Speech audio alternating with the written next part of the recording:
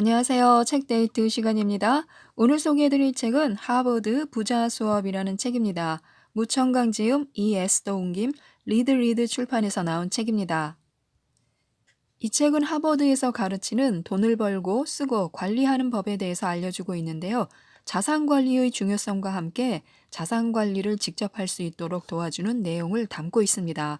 파트 2부터 살펴보도록 하겠습니다. 파트 2.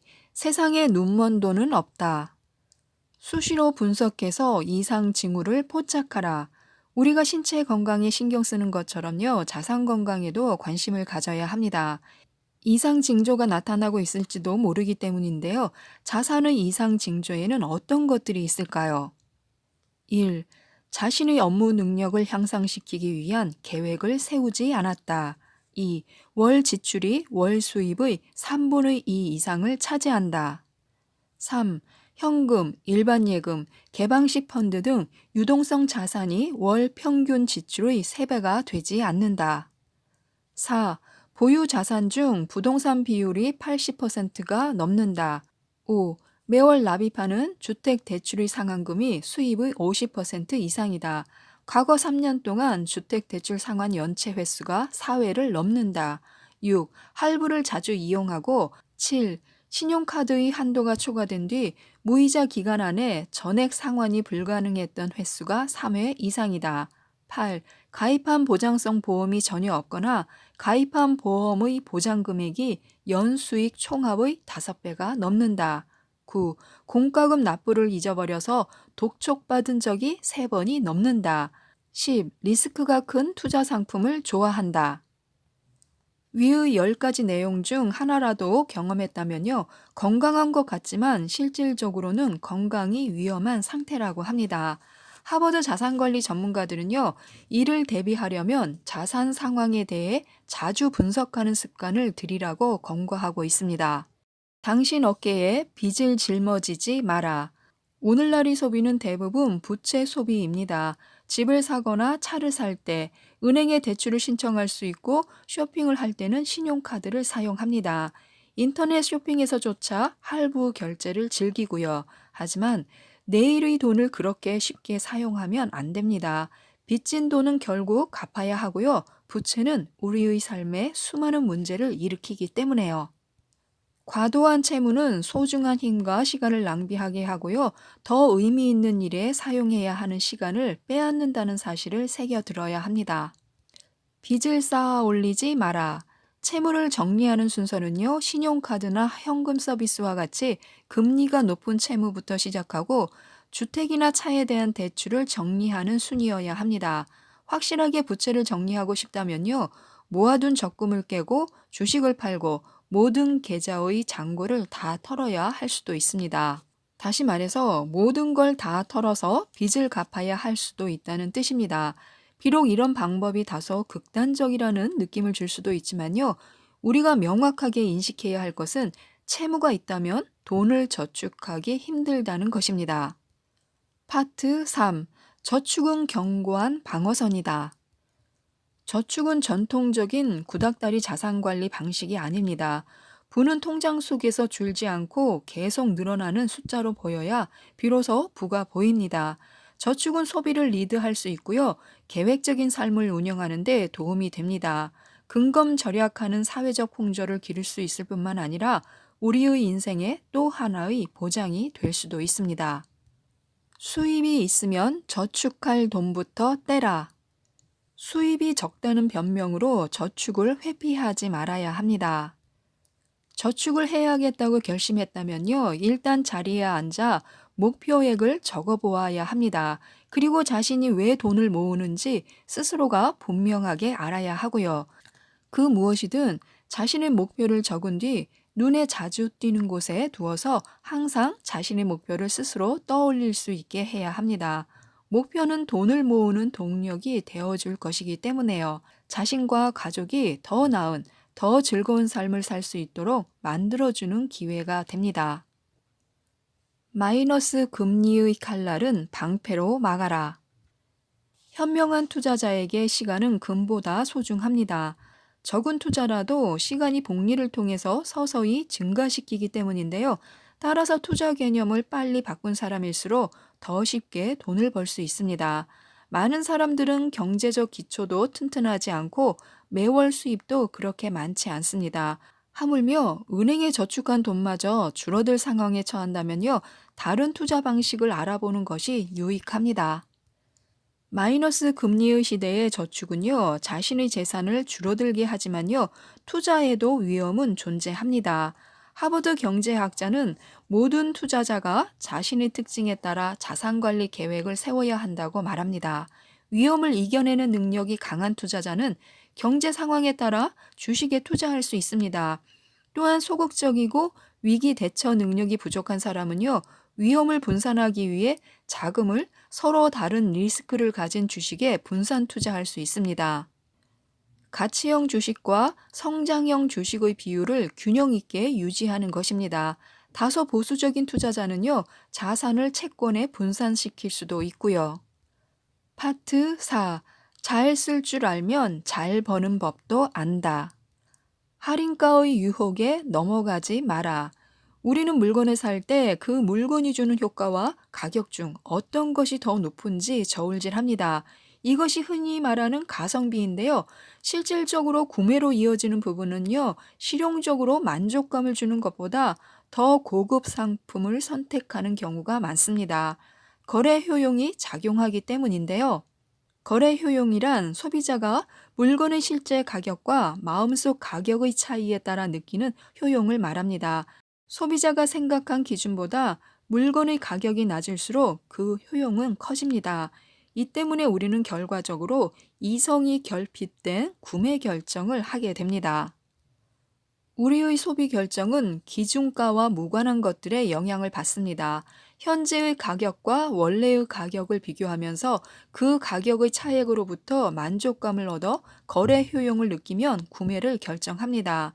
거래 효용이 무엇인지 알았다면요, 자신을 자극해 구매로 이어지게 한 것은 그 물건이 아니라 그 할인이라는 것을 알아야 합니다. 할인을 좋아하는 심리가 자신의 행위를 조정한 것입니다. 감당할 수 있는 물고기를 잡아라. 소비 수준은 자신의 수입보다 낮아야 하며 일정 한도를 초과해서는 안 됩니다. 하지만 실제 개인의 소비 행위는요, 자신의 미래에 대한 예측으로 결정됩니다. 그러나 예측이 반드시 정확한 것은 아니기 때문에요, 매월 말이면 빚이나 신용카드에 의존해 버티는 모습을 볼 수 있습니다. 미래에 대한 예측은 다른 사람에게 영향을 주고 본인도 다른 사람의 영향을 받습니다.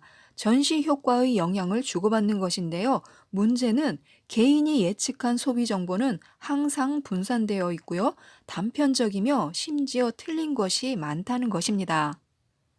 적지 않은 사람들이 예측을 할 때 소문을 더 많이 듣는다는 거죠.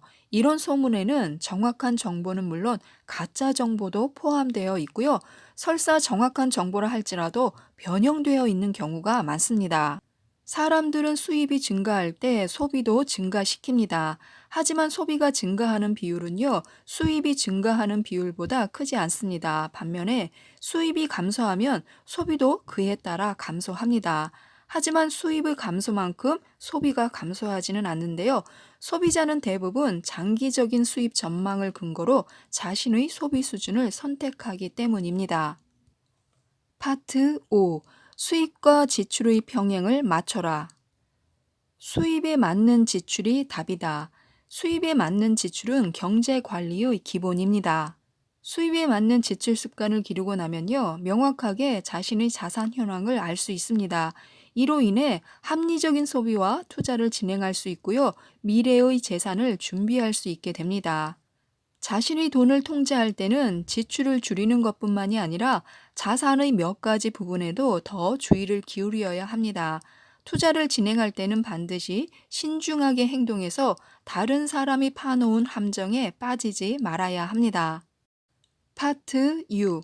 돈을 낳는 암호를 해독하라. 돈은 아껴서 축적되는 것보다요, 낳아서 생기는 것이 큽니다. 사람이 돈을 낳는 것은 아주 오랜 시간이 걸리지만요, 돈이 돈을 낳는 것은 무척 쉽습니다. 불을 긁어 모을 수 있는 방법이기도 하고요. 그러나 돈을 낳는 것의 단점은 느리다는 것과 또 하나는 위험하다는 것입니다. 투자에는 리스크와 수익이 공존하기 때문에요. 부는 위험 속에 있습니다. 황금알이 숨겨진 투자 지도를 그려라. 재미있는 이야기를 한 가지 들려드리도록 하겠습니다. 여러 명이 산을 개간하고 있었다. 대부분의 사람들은 산에서 나온 돌을 건설업자에게 팔았다. 그런데 어느 한 사람은 모양이 아름다운 돌만 골라 화조와 상인에게 팔아서 다른 사람들보다 몇 배나 많은 돈을 벌었다. 이후 더 이상 산을 개간할 수 없게 되자 사람들은 모두 산에 과일나무를 심었지만 그 사람 혼자만 버드나무를 심었다. 머지않아 과일나무를 재배하는 사람이 많아 좋은 과일을 사들이는 것은 그리 어렵지 않겠지만 과일을 담을 버드나무 광주리가 부족할 거라는 사실을 알았기 때문이다. 그래서 그는 또다시 다른 사람들보다 많은 돈을 벌었다. 얼마 지나지 않아 남북을 횡단하는 철로가 생기자 마을 사람들은 모두 과일 공장을 세우려고 했다. 하지만 그는 자신의 땅에 벽을 쌓았다. 이 벽은 철로를 향해 서 있었고 버드나무가 그 벽에 기대어 있었으며 벽 양쪽에는 끝없이 광활하게 펼쳐진 배 농장이 있었다. 덕분에 사람들은 기차를 타고 이곳을 지나며 만개한 뱃꽃을 감상할 때마다 그의 집 벽에 쓰인 코카콜라라는 글자를 볼 수밖에 없게 되었다. 이것은 산속 마을의 유일한 광고이자 가장 특색 있는 일종의 도로 표지판 광고로 유명세를 타게 되었다. 그는 이 광고로 4만 달러의 수익을 얻을 수 있었다. 그의 이런 남다른 행동은 도요타 자동차의 사장 야마다 시니치의 관심을 끌었다. 시니치는 보기 드문 비즈니스 두뇌에 감탄하며 이 사람을 채용하기 위해 그를 찾아갔다. 하지만 그를 막 찾았을 때 그는 자신의 양복점 문 밖에서 맞은편 양복점 사장과 싸우고 있었다. 원래부터 이 두 집은 가격 전쟁을 벌이고 있었다. 이 사람의 매장에서 양복의 정상가가 800엔을 붙이면 맞은편 매장은 같은 양복의 정상가를 750엔으로 붙였다. 그리고 그가 가격을 750엔으로 내리면 맞은편 가게는 가격을 700엔으로 내리는 것이었다. 이렇게 한 달이 지나자 그가 옷을 8벌을 파는 동안에 맞은편 가게는 800벌을 팔게 되었다. 시니치는 그가 그저 가격 전쟁이라 하는 옹졸한 상인이라는 것에 매우 실망했다. 하지만 이후 시니치는 다시 생각을 바꾸게 되었다. 왜냐하면 맞은편에 있던 그 매장의 사장 역시 그라는 것을 알게 되었기 때문이다. 우리는 대부분 대세 컴플렉스를 가지고 있습니다. 자산 관리에 대해 잘 모르기 때문에요. 맹목적으로 다른 사람을 신뢰합니다. 심지어는 나름 소견이 있다고 생각되는 사람들에게 어떤 주식을 사야 하는지 알려줘라고 말합니다. 그렇지만 우리가 확실히 알아야 할 것은요. 대세를 따라 투자한 사람은 대부분 실패한다는 사실입니다. 자산 관리에 있어서만큼은요. 자주적이고 확실한 자신만의 투자 관점이 있어야 합니다. 파트 7. 주식시장엔 두려움으로 들어서라.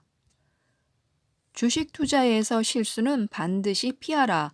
투자에 성공하려면 실수하지 않아야 합니다. 간단한 실수들이 전체 투자 수익에 지대한 영향을 끼치기 때문인데요.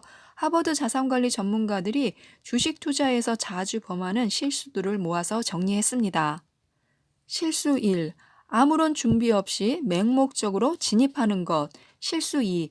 이익이 난 주식을 매수하는 것. 실수 3. 조금 벌고 도망가기. 실수 4. 손해 기준선을 돌파하고 나서 도망가기. 실수 5. 주식 매수 후 자본 평균을 낮추기 위해서 추가 매수를 즐기는 것. 실수 6. 정확한 거래 시스템이 없이 매수와 매도만 하는 것. 실수 7. 과도한 거래, 단기 투자를 선호하는 것. 실수 8. 과도한 수익을 기대하면서 단기간에 큰 돈을 벌고자 하는 것. 실수 9. 귀를 믿고 투자하는 것, 내부 정보를 믿는 것인데요. 대중매체나 광고 등을 유일한 정보의 근원으로 삼는 것입니다. 실수 10. 가지고 있는 기술이 너무 많은 것. 실수 11. 악어, 그러니까 시장과 너무 근접해 있는 것. 실수 12.